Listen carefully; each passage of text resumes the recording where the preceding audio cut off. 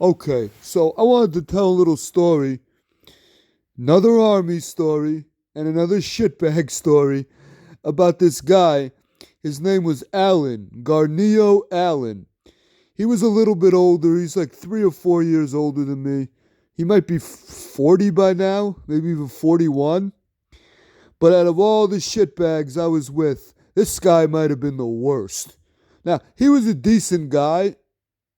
I mean, like, everybody liked him pretty much. He was pretty chill.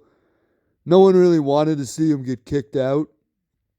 But man, this guy did not give a fuck.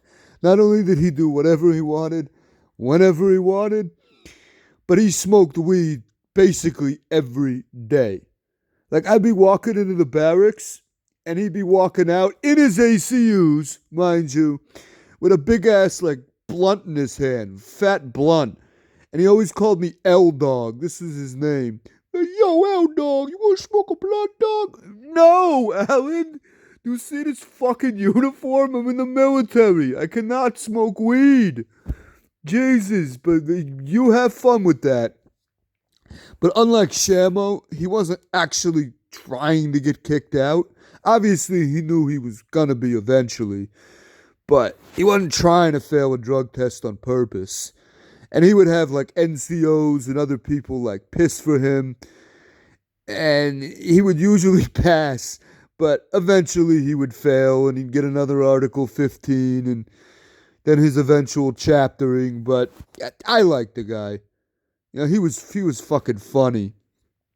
And yeah, I only actually hung out with him twice because this is the type of guy that even though you like him, you spend too much time with him, he's gonna get your ass thrown in jail or prison. One of the times I was chilling in his room, and he goes, "Yo, I got something to show you, L Dog." I said, "Okay." And before I could say anything else, there's a fucking pistol in my hand, like a 45. Illegal, of course, that I guess he bought off the street. I'm like, weighing it in my hand. I go, "Alan, is this loaded?" "Yeah, it's loaded, dog." Like, Alan, you don't put a fucking loaded gun in someone's hand and not tell them. What about if I was some fucking retard and started like playing with it and shot you? I mean, really, like, so, yeah, I cleared the weapon and I played around with it a little bit and then made sure to wipe off my fingerprints. Because when they find this shit in your room, when CID raids your shit, it ain't getting back to me. I was never here, bro. And the second time, we went out to these strip clubs in Syracuse together one weekend. One of only a few times I've ever been to a strip club. I find them stupid and a waste of money. Big waste.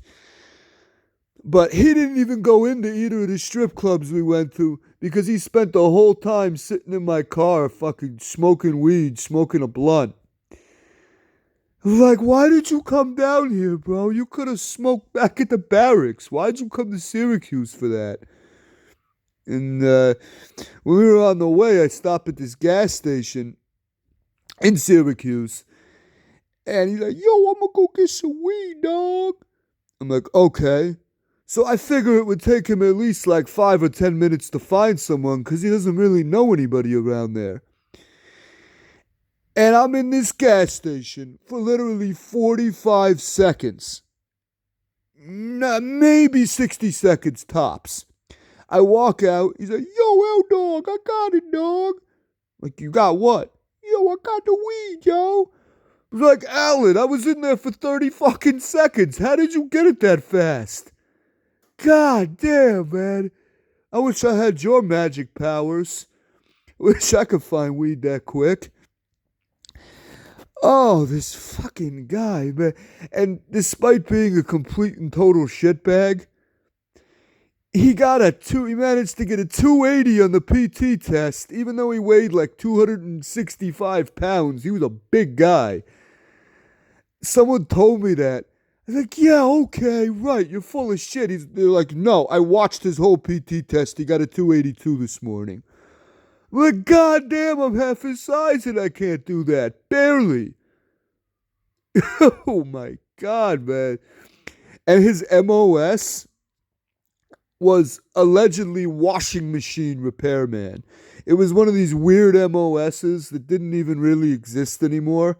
Like it existed only on paper, and there wasn't really any actual job for you to do in that MOS once you get to your unit, because all the washing machines and everything are all fixed by civilians now. Soldiers don't do that for a job. So he basically just did nothing all fucking day. Fucking weed smoking washing machine repairman.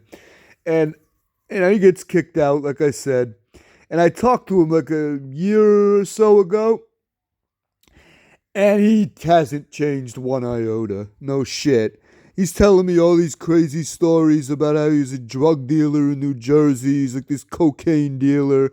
And he was in jail multiple times. And he got stabbed. Like a drug deal gone wrong and almost died in the hospital. Like, yeah, they stabbed me, yo. I was in the hospital for like a month, dog. It's like, God damn, man. Like I said, hadn't changed one fucking iota. Alan, man. I still love him. Gotta love him.